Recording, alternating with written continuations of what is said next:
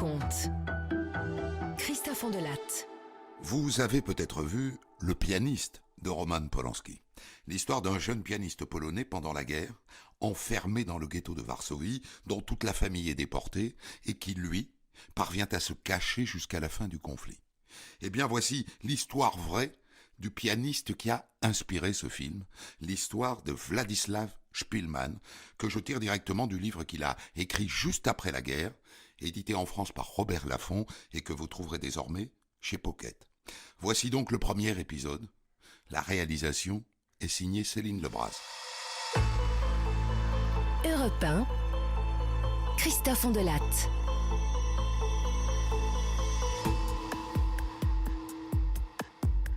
Je m'appelle Władysław Szpilman. À l'été 1939, j'ai 18 ans et je suis pianiste à la radio polonaise à Varsovie. Parfois soliste, je donne des récitals en direct, ou accompagnateur, j'accompagne au piano d'autres musiciens ou des chanteurs. À 18 ans, bien sûr, j'habite encore chez mes parents avec mes sœurs et mon frère, Rusliska. Fin août 1939, un matin, la veille je suis rentré tard, je n'ai aucune intention de me lever tôt. Je suis réveillé par des bruits. Je regarde mon réveil, 6 heures. Je me dis, ça doit être des exercices militaires. Et comme après quelques minutes, les grondements se taisent, je suis tenté de me rendormir. Mais vers 8 heures, la porte de ma chambre s'ouvre. Et ma mère apparaît habillée comme si elle allait sortir, mais plus pâle que d'habitude. « Qu'est-ce que tu fais encore au lit ?»« Debout, Władysław. C'est la guerre, Władysław. La guerre a éclaté. »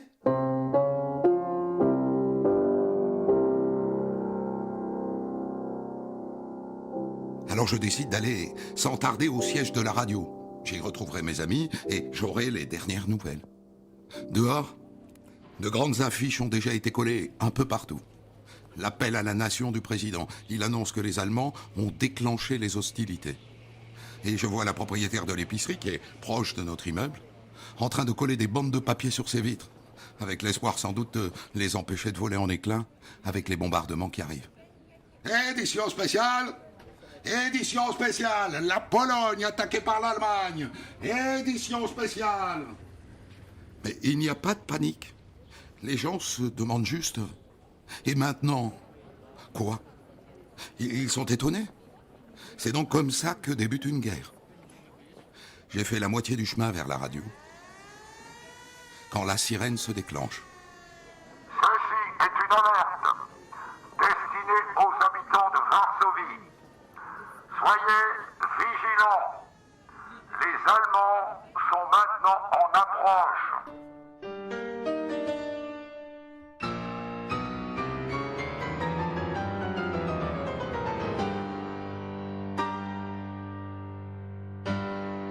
Quand j'arrive à la radio, où je travaille, on vient d'interrompre une émission pour diffuser un bulletin du front.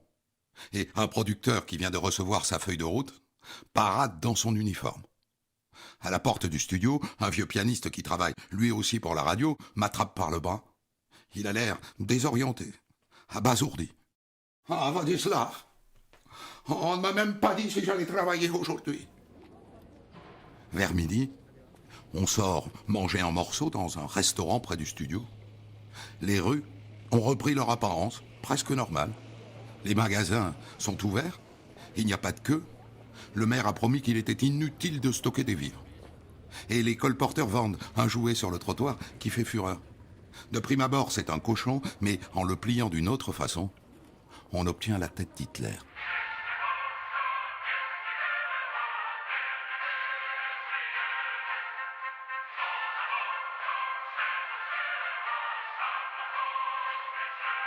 La Pologne dispose désormais d'un allié puissant. La Grande-Bretagne vient d'annoncer qu'elle entrait en guerre contre l'Allemagne. Et 4 heures plus tard, la radio annonce que c'est la France qui entre en guerre contre l'Allemagne. Mais notre joie n'est que de courte durée.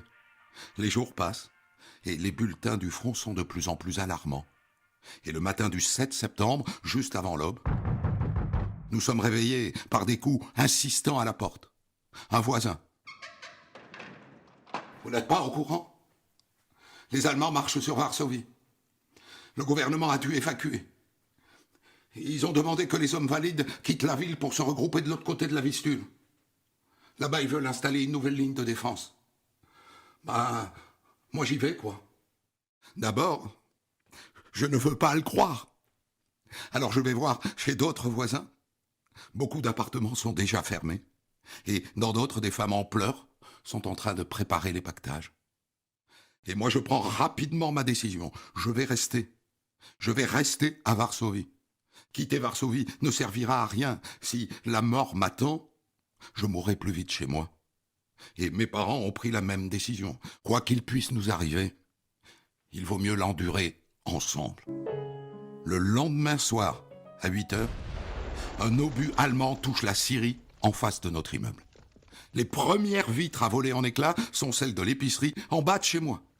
Les bandelettes de papier sur les vitres n'auront servi à rien. Et dans les jours qui suivent, les tirs d'artillerie laissent place aux raids aériens. Il ne se passe pas une heure sans qu'on voit la silhouette d'un bombardier dans le ciel. Et là, il faut se précipiter aux abris. Et là, c'est la roulette russe.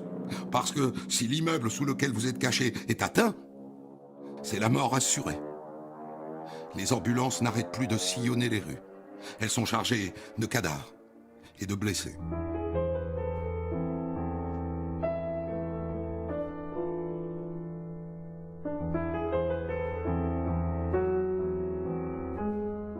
Le commandant en chef a demandé aux habitants de Varsovie de creuser des tranchées autour de la ville pour empêcher les chars allemands d'avancer. Chez moi, on se porte tous volontaires, sauf ma mère, bien sûr. Et donc on se retrouve à piocher, sous la menace permanente des bombes.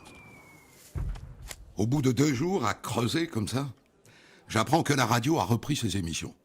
Et je me dis que je serais plus utile en studio, non, que dans une tranchée. Et aussitôt, je recommence à jouer, aussi bien en soliste qu'en accompagné. Mais à Varsovie, les conditions se dégradent rapidement. L'artillerie allemande a repris son pilonnage. Beaucoup d'immeubles ont des trous béants dans les façades. Et la nuit, les incendies teintent le ciel en rouge. Les vivres commencent à manquer. Le maire a commis une erreur en nous dissuadant de faire des réserves. Le 20 septembre, nous quittons notre appartement de la rue Sliska, au 3e étage, trop exposé, et on va s'installer chez des amis qui vivent au rez-de-chaussée, rue Plonska. Et on n'est pas les premiers à suivre ce raisonnement, l'appartement des amis est bondé. On doit dormir à même le sol. Et me rendre à la radio, le matin, devient chaque jour plus difficile. Les cadavres des morts et des chevaux encombrent les rues. Des quartiers entiers sont en flammes. Le 23 septembre, je joue pour la dernière fois devant un micro de la radio. Un récital Chopin. Et pendant tout le temps où je joue, les obus explosent près du studio. J'arrive à peine à entendre mon piano. Le même jour, à 3h15 de l'après-midi, la radio est en train de diffuser le concerto de Rachmaninoff. Et une bombe tombe sur le transformateur électrique, la radio est réduite au silence. Et puis arrivent les terribles journées du 25 et du 26 septembre.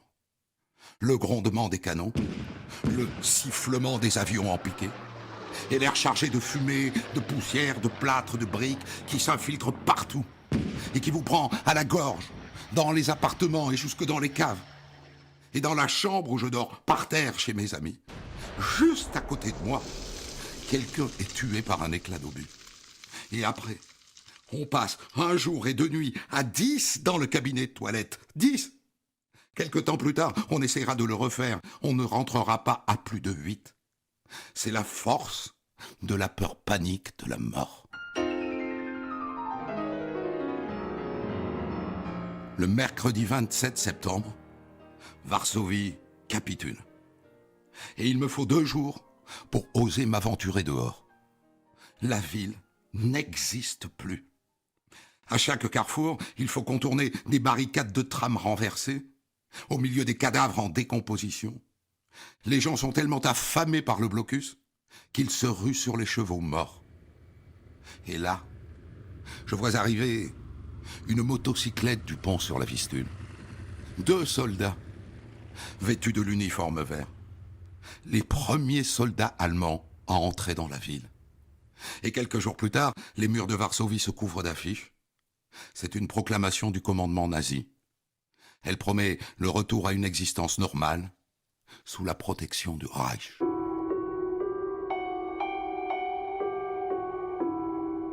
Les bombardements étant terminés, on retourne chez nous, rue Sliskin. Hormis les vitres, l'appartement est intact. Mais les bombardements ont fait 20 000 morts. Dont des amis, hein. C'est épouvantable. Mais rien ne peut entamer le plaisir animal que nous avons d'être en vie. Mon père, qui est violoniste, est le premier à se remettre à la musique.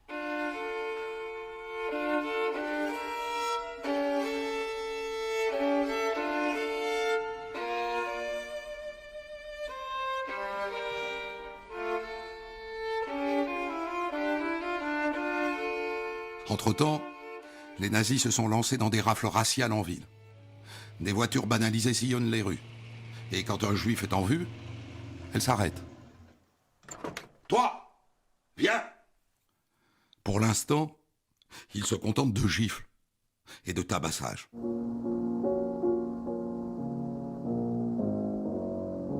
Les premiers décrets ont commencé à être placardés sur les murs. Toute personne surprise en train d'acheter ou de vendre du pain à un prix supérieur au prix habituel sera abattue sur le champ. Alors nous renonçons à manger du pain et on se rabat sur les pommes de terre. Les lois s'appliquant aux juifs font aussi leur apparition. Une famille juive n'a pas le droit de détenir plus de 2000 zlotys chez elle. Et les juifs doivent remettre leurs biens immobiliers aux Allemands. Nous décidons de cacher notre modeste richesse, c'est-à-dire la chaîne et la montre en or de mon père, ainsi que 5000 zlotys. Et il y a débat sur la cachette. Mon père tient une idée de la précédente guerre. Il faut évider le pied de la table de la salle à manger. Ah ouais? Et s'ils l'emportent avec eux, la table? Sottise. Qui voudrait d'une table pareille? On a finalement mis la montre sous la commode, la chaîne dans le violon et l'argent dans la fissure près de la fenêtre. Maintenant, ils veulent que les hommes juifs s'inclinent devant le moindre soldat allemand quand ils le croisent. Ça nous met dans une rage, mon frère et moi. Alors, on fait de longs détours pour ne pas tomber sur un Allemand. Et quand on en croise un, hop, on tourne la tête. Et maintenant, l'accès des trains est interdit aux Juifs. Et les tickets de tram sont 4 fois plus chers que ceux des Ariens. Les premières rumeurs de construction d'un ghetto se mettent à circuler. Pour commenter son histoire du jour, Christophe Ondelat reçoit un invité, acteur direct de son récit. Le Nocturne opus 20 de Chopin, dont Céline Lebras et moi-même n'avons pas voulu retirer une seule note, parce qu'il est extrêmement émouvant, puisqu'il est interprété par Władysław Szpilman lui-même. Jean-Yves Potel, vous l'avez vu jouer, Szpilman? Oui, non, mais je l'ai entendu, oui, plusieurs fois, oui.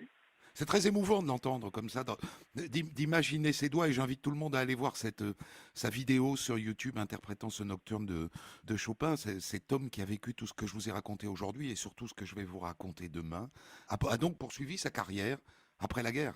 Oui, il est revenu, d'ailleurs symboliquement, il a commencé, quand la radio polonaise a repris à Varsovie après la guerre, il a joué tout de suite le même morceau de Chopin qu'il jouait au début de la guerre. Donc celui-là, en vérité. Oui. L'histoire du livre de Szpilman, qui m'a servi de base pour écrire ce récit, est intéressante parce que c'est un livre qui sort tout de suite après la guerre et puis qui disparaît. Oui, enfin, ce sont les mémoires de Szpilman, c'est-à-dire que cette histoire qu'il raconte est une histoire qui est en fait celle de beaucoup de monde, beaucoup de juifs du ghetto de Varsovie. Et après la guerre, il y a eu beaucoup de textes qui sont sortis comme ça, et de témoignages, et celui de Szpilman était très important. D'autant qu'il est devenu un personnage, un grand musicien, très célèbre au niveau, un grand interprète, très célèbre au niveau international et dans le pays, et très aimé. Donc son histoire, disons, symbolise un petit peu le sort des Juifs qui étaient à Varsovie et qui ont été rassemblés dans des ghettos. C'est-à-dire qu'on oublie souvent de dire que la première chose qu'ont fait les Allemands lorsqu'ils sont arrivés à Varsovie, c'est d'imposer aux Juifs des règles, de discrimination très forte, notamment là, qui se symbolisait également par la portée d'un brassard avec une étoile de David, mais surtout l'interdiction d'avoir de l'argent, l'interdiction d'aller sur les trottoirs, toutes sortes de choses. Et ils ont été tout de suite très discriminés et ils ont été construits comme un groupe à part dans la ville. On va revenir sur tout ça, Jean-Yves Potel. Moi, ce que je croyais avoir compris, c'est que les Soviétiques, qui ensuite deviennent la puissance tutélaire de la Pologne après la guerre, n'ont pas voulu que son récit prospère et que le bouquin, finalement, n'a pas vraiment été distribué et qu'il a fallu attendre le début des années 2000 pour que ce texte ressorte et inspire ensuite Polanski et devienne le film qu'on connaît. Oui, enfin, bon, l'histoire du texte lui-même, oui, il a été... d'ailleurs, lui-même ne l'a pas dit, il l'a imprimé juste après la guerre et lui-même ne l'a pas distribué vraiment. Il a ressorti après. Il disait lui-même que lorsque on a commencé à le réinterviewer dans les années 80, il disait oui, mais bon, il avait honte pour ce qu'il avait fait. Il voulait pas qu'on parle de tout ça. Il y a eu bien sûr une limitation du régime, mais à partir des années 60, si vous voulez, vous avez eu beaucoup de choses qui ont paru et on pouvait savoir quand même ce qui s'était passé. Son histoire était connue. Alors au tout début de l'histoire, si on revient au début, un mot quand même sur les bombardements allemands sur Varsovie qui précèdent la prise de la capitale polonaise par le Reich. Les bombardements ont été terriblement destructeurs. Oui. Quand on dit que la ville de Varsovie a été rasée en grande partie pendant cette guerre, ce qui est vrai, notamment tout le centre de Varsovie, à peu près 30-35%, peut-être même plus, du bâti a été détruit pendant les bombardements de 1939, qui ont été effectivement extrêmement violents. Il faut dire que l'armée allemande est arrivée très vite au niveau de Varsovie, et tandis que s'organisait une résistance qui a duré 3 semaines à peu près, il y a eu disons que des bombardements sans cesse. Si l'on veut se donner une idée de ce qu'a été l'attaque allemande sur Varsovie, il suffit de regarder ce que nous voyons beaucoup aujourd'hui, par exemple, comment on détruit une ville en Syrie. C'est la même chose. C'est-à-dire que si vous prenez Alep et Varsovie, c'est le même type de stratégie militaire. On avance, on détruit, on tue les populations civiles et après on occupe. C'est ce qu'ont fait les Allemands. Ce qui veut dire qu'au fond, le ghetto, lorsqu'il va être instauré, va être installé dans le contexte d'une ville détruite et ravagée. Oui, bien sûr, mais si vous voulez, dès que la guerre commence, toute la population de Varsovie va connaître une situation très difficile. Bon, il y a bien sûr l'isolement des Juifs dont je viens de parler, mais la partie non juive va également elle va subir la famine, subir des pressions policières très importantes, et il y aura une répression forte contre elle. Mais donc c'est une ville qui est bien sûr disons détruite en partie, dans lequel peu approvisionné, dans lequel l'eau est difficile, on a du mal à se nourrir, etc. Et les gens qui vont être mis dans le ghetto, ça va être encore pire, parce qu'il y aura très peu d'approvisionnement, et tout ce qui se fait comme fabrication, comme disons culture, etc., à Varsovie et autour de Varsovie, est pillé par les Allemands. Ils non seulement ils détruisent, mais ils pillent ensuite. Et ils vont faire travailler les ouvriers polonais d'une part, mais aussi et surtout les Juifs dans le ghetto pour l'armée allemande. Ils vont fabriquer des uniformes, ils vont fabriquer des chaussures. Si vous voulez, la Pologne occupée va devenir, à partir de 1939 jusqu'en 1944, c'est-à-dire jusqu'au moment où l'armée rouge va commencer à rentrer sur le territoire polonais, ce territoire va devenir le grand arrière de l'armée allemande. Et donc, avec une répression terrible contre les Juifs et la population polonaise, on va utiliser cet arrière pour piller. Ce sera un lieu où on ira se reposer, où l'armée enverra, quand il y aura le front à l'est avec en Russie, des soldats de l'armée allemande viendront prendre leur permission à Varsovie pour se reposer avant de repartir au front. Ça sera ça, la ville de Varsovie pendant la guerre. Spilman fait le choix, au tout début, de rester à Varsovie. D'autres juifs quittent Varsovie, s'enfuient. Est-ce qu'il a fait le bon choix? Qu'est-il advenu de ceux qui sont partis? Le bon choix, je ne sais pas, si vous voulez. En fait, début septembre, la Pologne a été occupée par l'armée allemande et par l'armée soviétique à partir du 17. Et donc, une partie de la population qui était du côté allemand a essayé de se réfugier du côté soviétique. Là-bas, ils ont été pour les soldats et mis dans des camps de prisonniers, et beaucoup ont été ensuite déportés au goulag. Alors, est-ce que c'était, moi je ne sais pas si c'était mieux, il y a d'ailleurs des gens qui ont fait les deux, qui sont partis du côté soviétique, qui sont revenus du côté allemand ensuite, et vice-versa. Donc je pense que la question n'est pas là. Les gens, on ne peut pas regarder ça en historien, ou même nous-mêmes, on ne peut pas le regarder en sachant ce qui va se passer. Les gens, ça commence. D'ailleurs, on le voit bien dans ce que dit Spielmann ou dans son livre. Au début, ils ne comprennent pas bien ce qui se passe. Au début, ils croient que ça va durer quelques mois. Ils espèrent dans l'aide des Alliés, des Français et des Anglais. Et des Américains. Il ne viendra pas. Les Américains, beaucoup plus tard. Pour l'instant, les Français et les Anglais avaient déclaré la guerre le 2 et le 3 septembre 1939. Et à l'époque, l'armée française était considérée comme la plus puissante d'Europe. Or, elle n'était pas prête, elle ne pouvait pas intervenir, et nous n'avons rien fait. Alors, il raconte l'apparition progressive des lois anti-juives, qui commencent par l'interdiction de détenir plus de 2000 zlotys, puis ensuite l'obligation de s'incliner devant les Allemands, et puis l'interdiction de monter dans les trains, puis le port de l'étoile, et qui va aller comme ça crescendo jusqu'à la déportation vers les camps. Les Allemands qui arrivent à Varsovie en 1939, ils ont un plan concernant les Juifs, c'est-à-dire toutes ces mesures sont prévues, elles sont anticipées, le crescendo est prévu? Écoutez, leur plan, c'est de mettre en avant ce qu'ils appellent la solution finale de la question juive. La solution finale de la question juive, c'est de résoudre ce qu'ils appellent un problème juif, c'est le fait qu'il y ait trop de juifs sur la terre et notamment dans les zones, ce qu'ils appellent l'espace vital de l'Allemagne. Donc, ils veulent se débarrasser de ces juifs. Mais en fait, ils ne savent pas trop comment ils vont faire. Au départ, ils ont l'idée de les déplacer, de les déporter, de les envoyer en Russie, de les envoyer à Madagascar, de les envoyer ne sais où, de faire des réserves. Et donc, c'est petit à petit qu'ils vont se trouver devant une situation qu'ils n'avaient pas du tout prévue, c'est qu'ils vont avoir, sur les territoires polonais, il y a près de 3 millions de juifs qui sont là. 3 millions de juifs, vous vous rendez compte? En Allemagne, il n'y avait pas 3 millions de juifs. La plupart des juifs allemands étaient assimilés. Il y avait 1% de la population allemande qui était juive. En Pologne, c'est autour de 7 à 8% pour tout le pays. Et dans les grandes villes, c'est autour de 30% des grandes villes. À Varsovie, c'est 30% de la population est juive. Et qu'est-ce qu'on fait avec tout ça? Et donc, quand ils ont commencé à avoir des difficultés sur le front russe, disons à la fin, en 41, l'automne 41, ils ont commencé, et on pense...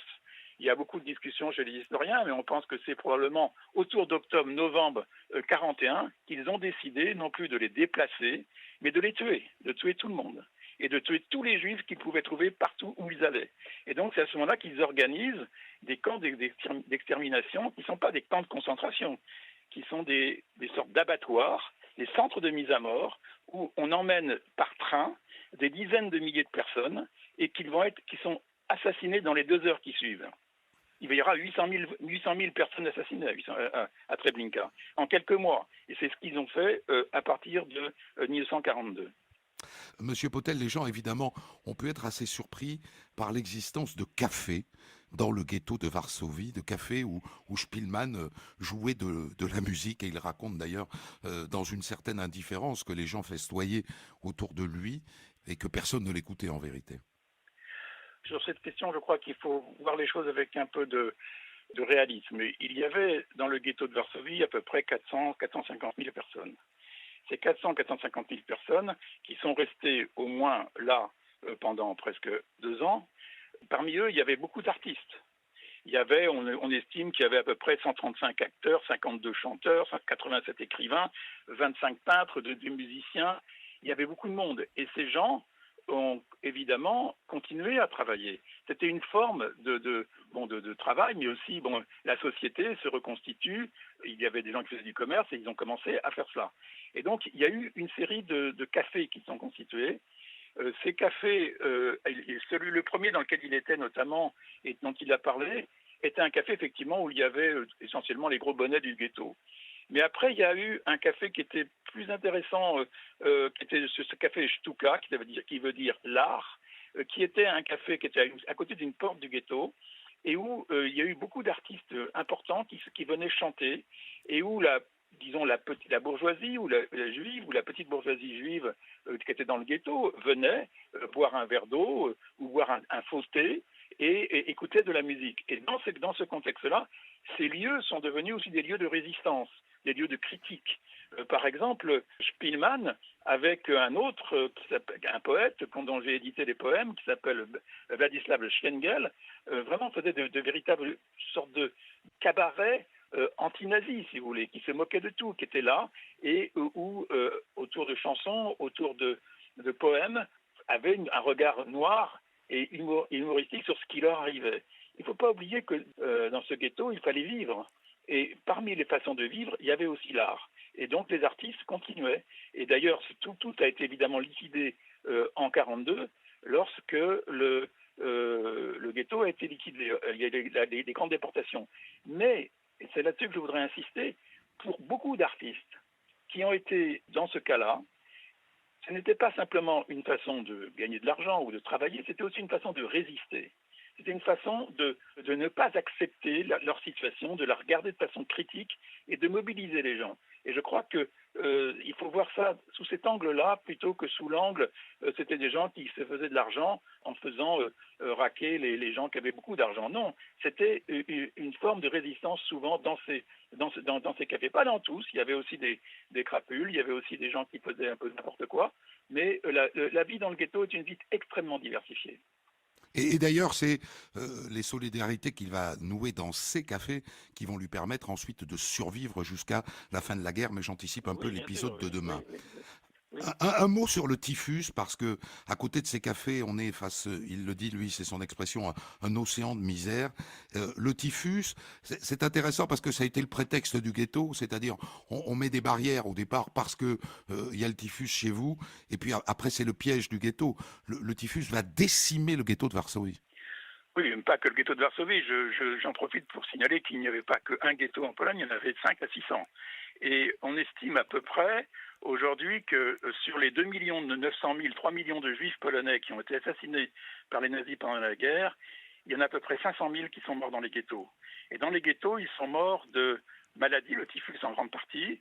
Ils ont été fusillés, ils ont été torturés, ils ont morts de faim, parce que la faim aussi est quelque chose de très très très dur, très fort. On le voit d'ailleurs très bien dans le film de Polanski. Et donc, il y avait à peu près 500 000. Si vous voulez avoir une proportion, 500 000 juifs sont morts dans les ghettos, 500 000 ont été fusillés devant des fosses quand on a liquidé ces ghettos, et à peu près 1,8 million, 1,9 million sont morts dans des chambres à gaz à Treblinka, Sobibor, Belzec et quelques autres lieux de ce type où ils étaient des centres de mise à mort et non des camps de concentration. Ce n'est qu'une minorité de juifs polonais qui sont morts à Auschwitz, 300 000, mais c'est beaucoup, mais c'est moins que il y avait beaucoup plus de juifs hongrois et autres. Alors le typhus, il était lié aussi à la misère, à l'état dans lequel vivaient ces gens qui ne mangeaient pas ou qui mangeaient mal, qui ne pouvaient pas s'approvisionner, qui ne pouvaient pas se nettoyer, et tout ça faisait que, bon, évidemment, c'était un lieu sale, le ghetto, et c'était un lieu où la maladie, comme il le dit dans son livre et que vous l'avez cité tout à l'heure, courait et tuait beaucoup. Généralement, on mourait du typhus, mais pas toujours. Quand on était jeune, on pouvait s'en sortir. Alors à la fin de cet épisode, on commence à évoquer un mot, le mot de réinstallation, qui est en fait l'organisation de la destruction des Juifs, leur assassinat dans des camps. Oui. Qui sait? Parce que lui dit qu'il pressent, il dit aussi que des amis de son père et que son père lui-même ne veut pas y croire. Et qui sait à ce moment-là que lorsqu'on va monter dans ce train, et ça sera évidemment l'épisode de demain, le moment où Spielmann voit toute sa famille partir et où lui reste par hasard, qui sait ce qui se passe après? Sur Uschmattsplatz, c'est-à-dire là où ils étaient rassemblés, en juillet, je pense que beaucoup de gens sentaient qu'ils allaient probablement pas dans un camp de travail, etc. Il y avait une minorité qui savait très bien ce qu'allait se passer, puisqu'il y a eu 2 rescapés de Treblinka et de Chemno, qui était un autre camp du même genre, qui sont arrivés à Varsovie au début de 1942 et qui ont raconté ce qui se passait. Plus exactement, on le savait, on avait des informations, mais on n'y croyait pas. C'est ça la question fondamentale, on n'y croyait pas. On y croyait à peine, c'était tellement inconcevable. Imaginez-vous que vous avez une foule comme ça, une ville dans laquelle vous avez 500, 400 000 personnes, l'idée que tous ces gens vont être tués d'un seul coup par balle ou par gaz, on n'imaginait pas que ce soit possible. Et alors, bon, bien sûr, à la fin, on savait. Et il faut dire que ces gens qui montaient dans les trains, qu'on emmenait étaient des gens qui étaient totalement épuisés, qui étaient après 2 ans et demi, on le voit dans les livres, dans les témoignages, dans les films, qui étaient incapables souvent de marcher, qui avaient plus de force et qui se retrouvaient là, emportés avec leur famille. Donc ils n'avaient plus qu'une seule solidarité possible. C'était celle avec leur famille, avec leurs proches. Beaucoup ne voulaient pas partir, ne voulaient pas s'échapper, parce qu'ils voulaient rester avec leur mère, leur enfant, leurs frères. Bon, et c'était comme ça. Et on les a emmenés, on les mettait dans les chambres à gaz avec les leurs. On de la raconte, la suite du récit.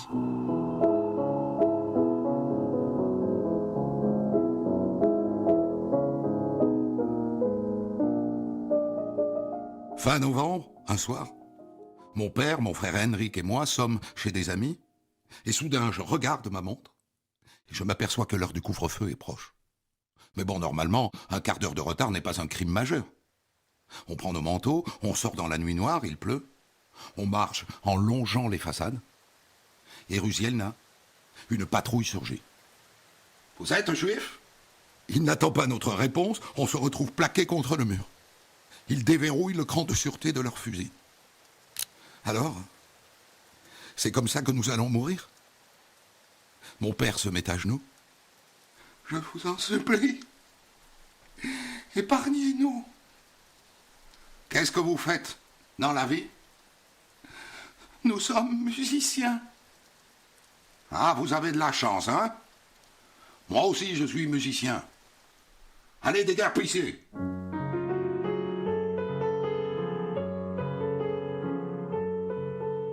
Dans la seconde moitié du mois de novembre, notre statut de paria est proclamé aux yeux de tous. Nous, les Juifs, avons jusqu'au 5 décembre pour nous équiper d'un brassard blanc avec une étoile de David.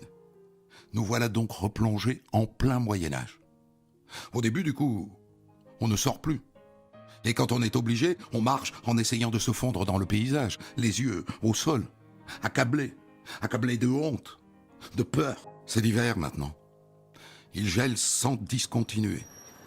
Et là, arrivent à Varsovie des centaines de Juifs déportés de l'ouest du pays, entassés dans des wagons à bestiaux. Ils sont là, debout, dévorés par les engelures, au milieu des cadavres de ceux qui n'ont pas tenu, la moitié au moins. En septembre, des panneaux apparaissent à l'entrée des rues, dont la nôtre. Ces rues sont contaminées par le typhus, évitez-les. Désormais, les Juifs ont un quartier séparé où, disent-ils, nous pourrons librement pratiquer nos coutumes. Et si cette zone devra être entourée de murs, c'est uniquement pour des précautions hygiéniques. Et le 15 novembre, au bout de ma rue, j'aperçois une palissade en bois toute neuve. Les portes du ghetto viennent de se refermer sur nous. Par là, je suis sorti au bout de la rue Siena. Et je suis tombé sur un ami de mon père. « Alors, qu'en penses-tu de tout ça, Vladislav ?»« Ce que j'en pense ? C'est qu'ils veulent notre mort à tous. Mais non. Voyons pas d'inquiétude.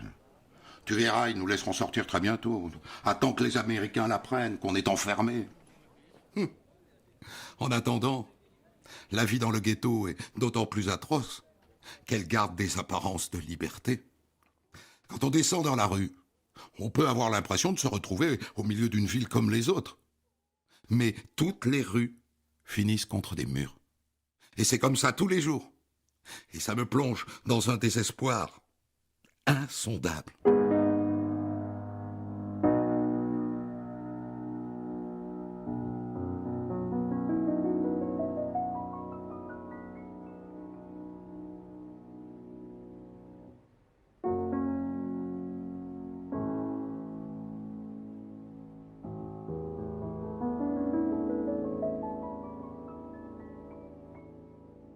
Ma carrière de pianiste en temps de guerre débute au café Novochesne, rue Novolipki, un café fréquenté par des richards du ghetto.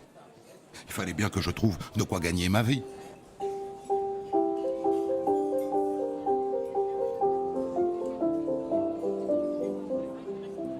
Ils sont là avec leurs diamants ou leurs bijoux en or.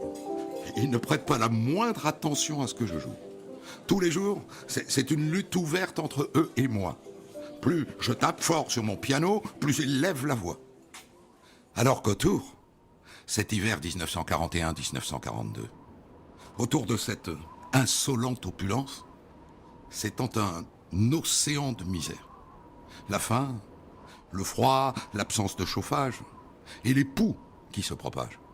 Ils se collent même à la croûte du pain que vous venez d'acheter. Ils tombent sur vous quand vous marchez. Ils se glissent dans les pages de votre journal. Et les poux, ils sont porteurs du typhus. Et maintenant, le typhus décime le ghetto. On ne parle que de lui. Il emporte 5000 hommes tous les mois. On ne parvient plus à enterrer les morts. On les abandonne sur le trottoir, enveloppés dans du papier journal. Je les croise tous les soirs en rentrant du café. Et je dois prendre garde de ne pas trébucher dessus. Le vent glacial soulève leur linceul de papier et laisse apparaître un ventre famélique et des grands yeux ouverts sur le néant.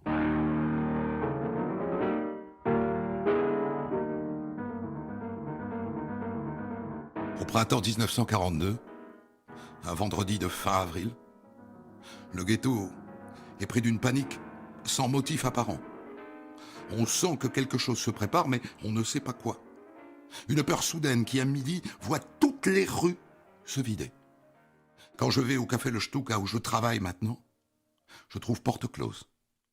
Ce soir-là, à la maison, on reste debout jusqu'à 11h du soir, sur le qui-vive, habillé. Et puis, constatant que dehors tout est calme, on finit par se mettre au lit. Le lendemain, mon père est le premier sorti. Il revient livide. Pendant la nuit, les Allemands ont ratissé plusieurs immeubles. On m'a dit qu'ils avaient traîné des dizaines d'hommes dehors. 70 au moins, d'après ce qu'on m'a dit. Et ils les ont fusillés. Dans la rue. Les cadavres sont encore là. Cet après-midi-là, on voit surgir des affiches. Les Allemands expliquent qu'ils ont été contraints de purger notre quartier d'éléments indésirables, mais que les magasins et les cafés doivent ouvrir et la vie reprendre son cours. Et de fait, le mois suivant s'écoule tranquillement, même si à cette époque la police juive commence à développer une mentalité de gestapiste, comme si c'était devenu chez eux une seconde nature. On les voit parader dans les rues avec leur uniforme, leur matraque en caoutchouc, avec la Gestapo, menant la chasse à l'homme avec la froideur d'un SS. Des juifs, comme nous. J'ai appris bien plus tard qu'un soir, ils ont arrêté 1 millier d'hommes pour les conduire tout droit au camp de Treblinka, pour expérimenter sur eux les nouvelles chambres à gaz qu'ils venaient d'installer.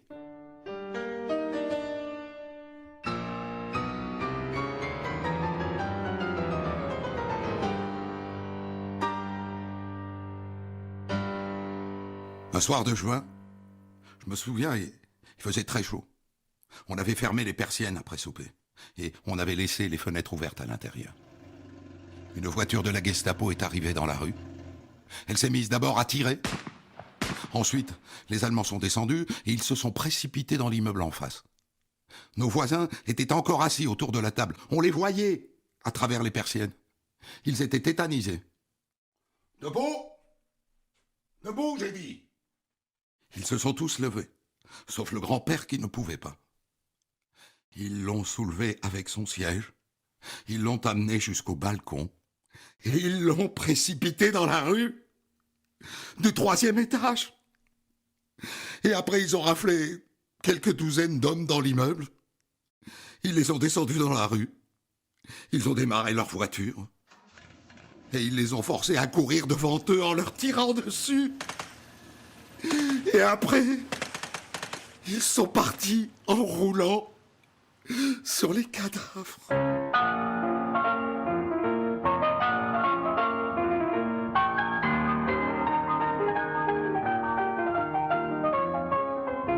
D'après la rumeur, une opération de réinstallation des Juifs du ghetto doit débuter cette nuit. Mais le matin, il ne s'est rien passé. Alors les gens reprennent confiance. Mais quand le soir arrive, un vent de panique souffle à nouveau. Et on voit apparaître un peu partout des groupes, chargés de ballots et de grosses malles. Un matin vers 11h, je marche, perdu dans mes pensées. Un ami me prend par le bras. « Mais qu'est-ce que tu fais ici ? Rentre chez toi immédiatement. Pourquoi, qu'est-ce qu'il y a? Ils entrent en action dans 1 heure. Regarde. Et là, il me montre un détachement de soldats en uniforme, mené par un sous-officier allemand. Tous les 10 mètres, l'un d'eux se détache et va se placer en faction au pied du mur qui entoure le ghetto. Peu après, la ville se couvre d'affiches. Elles annoncent la réinstallation. Tous les juifs aptes au travail partent vers l'Est. Ils ont le droit de prendre 20 kilos de bagages par tête, leurs bijoux et des provisions pour 2 jours. On dit qu'à l'arrivée, ils seront logés dans des baraquements et affectés aux usines allemandes du coin. L'inconcevable est arrivé. 5000 âmes vont être expulsées de la ville. Ça paraît tellement absurde qu'on ne veut pas y croire. Les premiers jours, l'opération est menée sur le principe de la loterie. Un coup de sifflet devant un immeuble, et tous les habitants doivent descendre et se regrouper dans la cour. On les entasse dans des chariots tirés par des chevaux, des nourrissons, jusqu'aux vieillards. Et on les conduit sur l'Umschlagplatz. On les fait monter dans des wagons bondés, et ils disparaissent. Dans l'inconnu. Pour commenter son histoire du jour, Christophe Ondelat reçoit un invité, acteur direct de son récit. Ce 2e épisode qui se termine par le tube de Chopin, le Nocturne opus 20, interprété par Władysław Szpilman lui-même. Et une fois de plus, je vous invite à aller voir cet enregistrement sur YouTube, ne serait-ce que pour voir son visage. Alors, Jean-Yves Potel, nous allons débriefer ce 2e chapitre avec vous, comme nous l'avons fait hier. Je rappelle que vous êtes historien, spécialiste de l'Europe centrale et en particulier de l'histoire de la Shoah. Ce qui marque évidemment dans ce 2e épisode, c'est la description sans complaisance du fonctionnement des rafles dans le ghetto. Elles ont été faites par des policiers juifs du ghetto. Et c'est une réalité qui sans doute est difficile à admettre. En fait, ce sont des juifs qui ont arrêté et déporté sur ordre des nazis les juifs du ghetto de Varsovie. Oui, enfin la police juive, ce qu'on appelle le service d'ordre juif, a été constitué dès que le ghetto a été mis en place. Et c'était effectivement des juifs. Et ils ont d'ailleurs participé à l'organisation de l'ordre dans le ghetto, mais aussi à ces grandes déportations. Il faut dire également que tous ces policiers juifs ont eux aussi été déportés. Ils ont tous été tués. Et leur chef a été abattu par un SS sur la Hofstadtplatz. Donc c'est une situation qui est la situation tragique, qui était celle de la communauté juive et des juifs dans ce contexte-là. Il y avait un conseil juif qui avait été nommé par les Allemands, mais qui était là pour organiser une administration.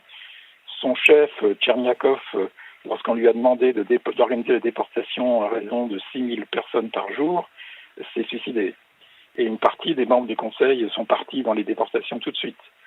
Donc il faut voir la situation de ces policiers juifs comme une situation qui avait ce côté terriblement tragique qu'on trouve y compris dans les camps, la manière dont les nazis utilisaient les juifs et leur désespoir pour essayer pour les assassiner.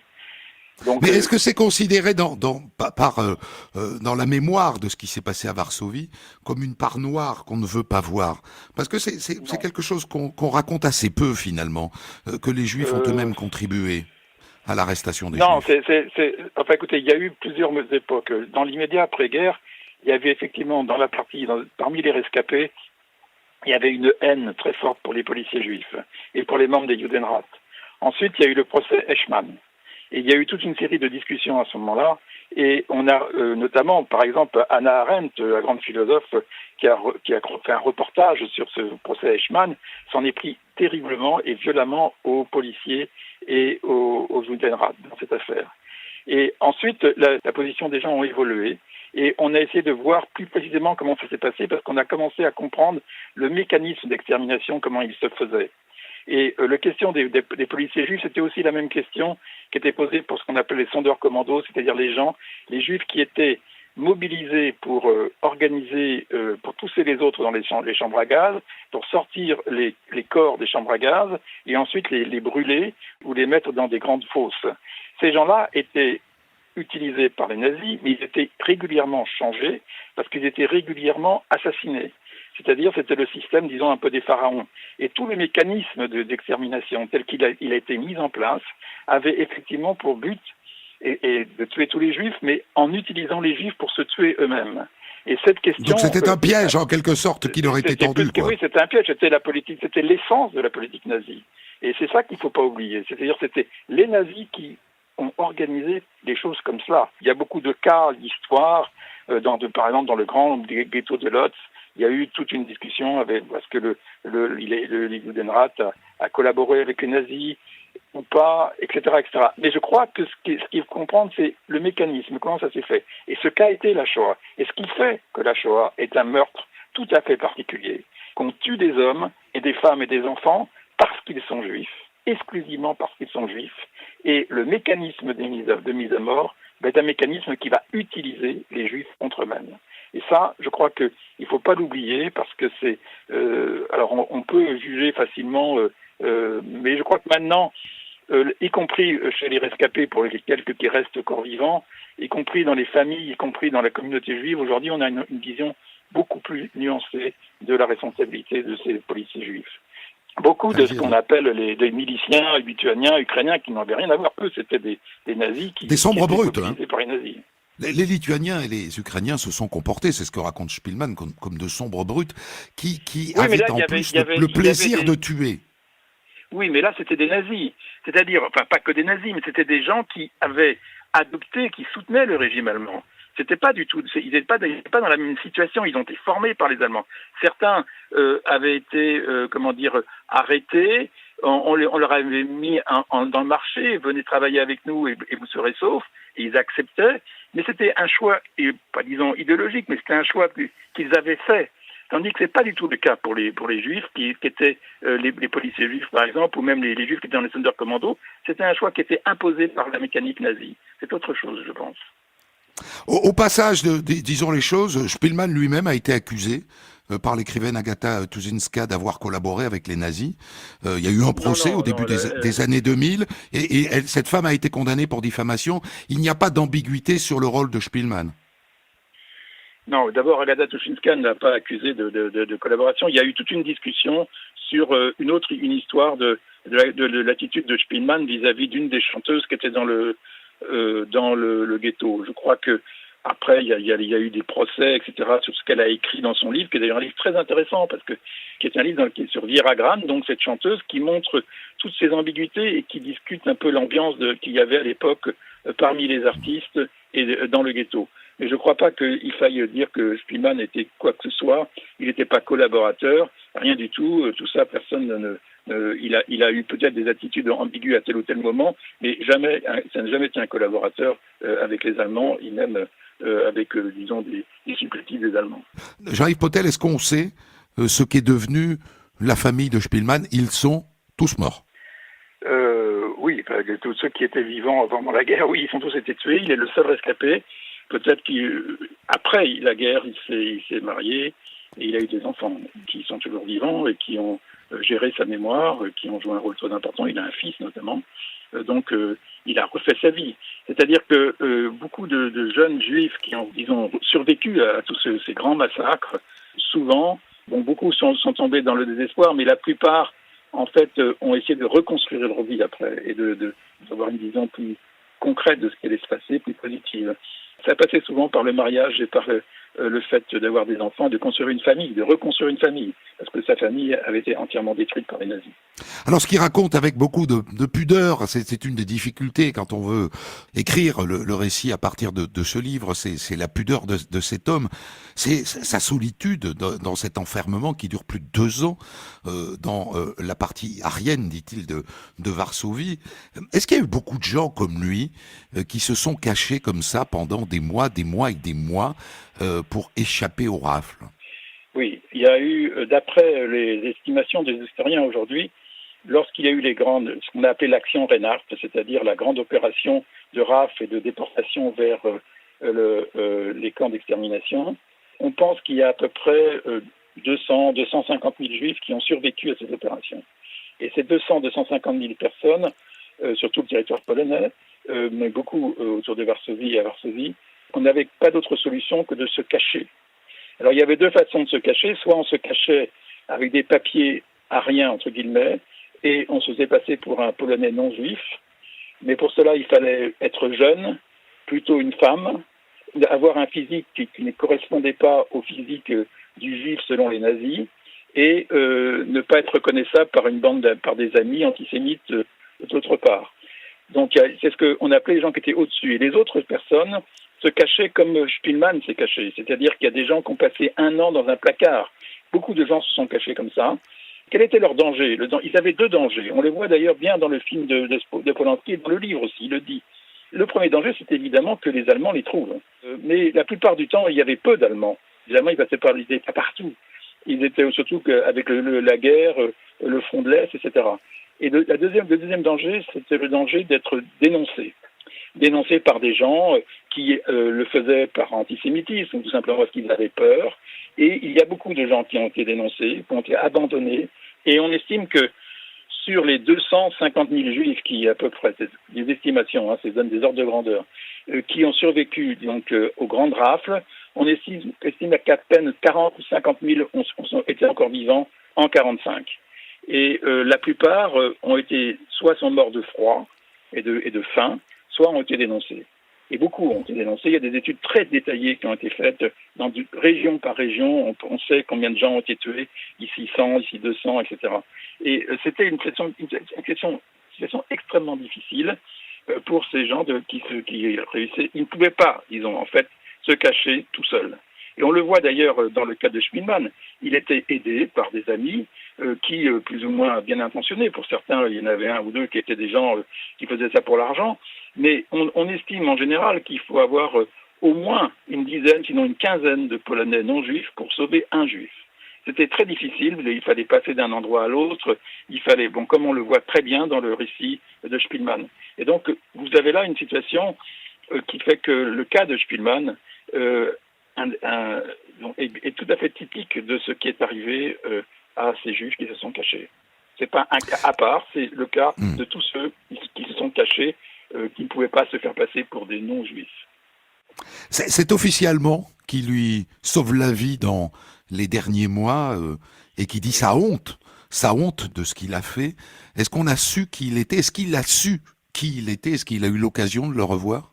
Oui, le revoir non, mais il a su qui il était, puisqu'il a été reconnu d'ailleurs par un de ses amis qui était musicien dans un camp, parce qu'après il s'est fait arrêter, il a été prisonnier de guerre par les soviétiques, et comme les prisonniers de guerre soviétiques, les Allemands prisonniers de guerre par les soviétiques ont été extrêmement mal traités. Il faut dire qu'avant, les Allemands avaient tué plus de 2,5 millions de juifs, de prisonniers de guerre allemands.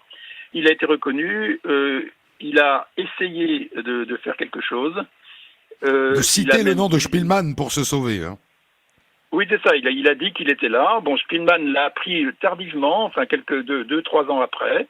Il y a par un imbroglio qui est assez complexe, où un de ses amis, d'un autre ami, en fait, ont découvert qui il était, ont pris contact avec sa femme, qui était en Allemagne, et ils ont essayé de le sauver. Ils sont allés très loin, parce que Spielmann a essayé d'intervenir auprès du chef, disons, de la police politique communiste polonaise, proche évidemment de Staline, Jakub Berman, qui était d'ailleurs un juif lui-même, et qui a essayé d'intervenir auprès de lui pour qu'on sauve cet Allemand. Et ça n'a pas été possible. Il a dit clairement que les soviétiques n'accepteraient jamais. Et d'ailleurs, cet Allemand a sauvé d'autres personnes. C'était un catholique pratiquant. Il a été d'ailleurs ensuite reconnu, grâce à Spielmann et à d'autres, il a été reconnu par Yad Vashem comme juste parmi les nations pour avoir sauvé des Juifs. Ce qui est un destin pas banal pour un nazi. Je vous remercie beaucoup, Jean-Yves Potel, d'avoir accepté de débriefer ce récit en 2 épisodes. Des centaines d'histoires disponibles sur vos plateformes d'écoute et sur europe1.fr.